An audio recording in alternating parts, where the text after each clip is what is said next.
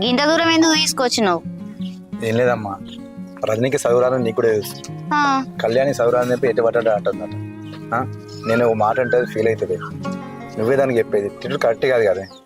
ఏందిరా రజనికి చదువు రాదని చెప్పి కళ్యాణ్ ఎటు పడతాటే మాటలు అన్నదా? అవునమ్మా. అసలు దాని దగ్గర సంస్కారం లేదు, ఓ సభ్యత లేదు. అదో మనిషి. దీని దగ్గర ఇగురం ఉన్నది, తెలివి ఉన్నది. దీనికి ఉన్నపాటి ఇగురం దాని దగ్గర లేనే లేదు 5 పైసలంతా కూడా. అయినా అది నా మీదకే ఎటు పడతాటు నోరు లేపింది. ఇక దీన్ని అనుడో లెక్కనా? నేను మాట్లాడితే దాంతో కోపానికి రాకే, నిదానంగా చెప్పు, మళ్ళీ లొల్లిగిల్లి పెట్టుకోకే. మరి లొల్లి పెట్టుకోకపోతే నాతో ఎందుకు చెప్పినట్టురా? పొయ్యి నీ తమ్మునికో మరదలకో చెప్పుకోపోయినావు. నేనెట్లా చెప్తానే? నేను చెప్తే గలీజ్ ఉంటది. నువ్వు మెల్ల చెప్పేదానికి ఇంకోసారి ఇట్లా మాట్లాడకని చెప్పు.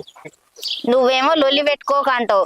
ఇంకా నేను ఇష్టపడి తెచ్చుకున్న కోడలే నాకు ఓ మాట భయపడి అణిగి మణిగి ఉంటది. ఇది మనకి ఇష్టం లేకుండా మన ఇంట్లోకి వచ్చింది, అదే నోరు లేపుతుంది, మనకు విలువేయకుండా ఉంటది. అయినా నా కొడుకు దగ్గర ఉన్నది. నా కొడుకే తెలివి లేదు అసలు. ఏమన్నా అంటే నా మీద విరుచుకు పడతాడు, దాని తరపున మాట్లాడతాడు. ఏందో ఏమో, నేను మాట్లాడే తిరిగా మాట్లాడుతుంది. సరే అమ్మా,